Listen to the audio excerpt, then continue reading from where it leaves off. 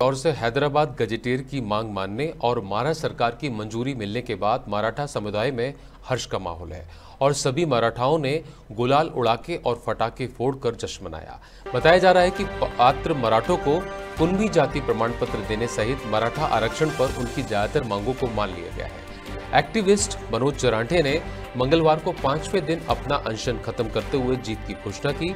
इस घोषणा के बाद उनके समर्थकों में जश्न का माहौल है।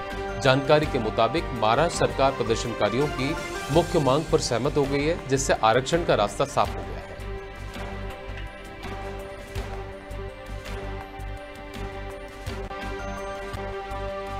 सामान्य जनतेचा विजय आहे।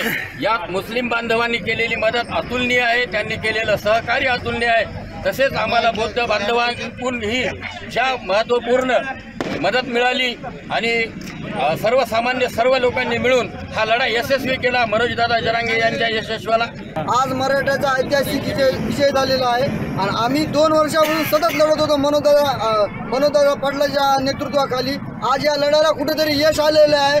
आम्ही सगळ्या भाऊबंदीचे आभार मानतो, दलितांचे आभार मानतो, मुस्लिमांचे आभार मानतो। त्यांनी आम्हाला मुंबईत जे सहकार्य केलं त्याचे आम्हाला उत्तर भेटता येणार नाही।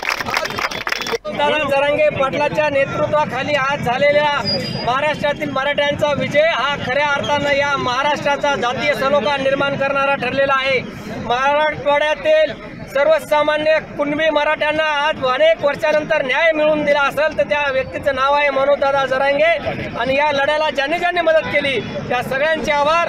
उशिराच का होईना परंतु या सरकारला जाग येत नव्हती। याचं आव्हान माननीय मनोजदादा जरांगे यांनी तुमच्या माध्यमातून बऱ्याच ठिकाणी तुम्हाला लक्षात आलं असेल, ते पाळण्याचे पूर्णपणे आदेश मनोजदादा या ठिकाणी आपल्याला इथे आज जो कोर्टात विषय झाला की या सर्व बाबींचा विचार करता काल काही व्हिडिओ दाखवण्यात आले, काही पेपरमध्ये आलेल्या न्यूज कटिंग दाखवण्यात आल्या आणि असं भासवण्यात आलं की हे आंदोलन करते या ठिकाणी कायदा व सुव्यवस्थेचा प्रश्न निर्माण करत आहे।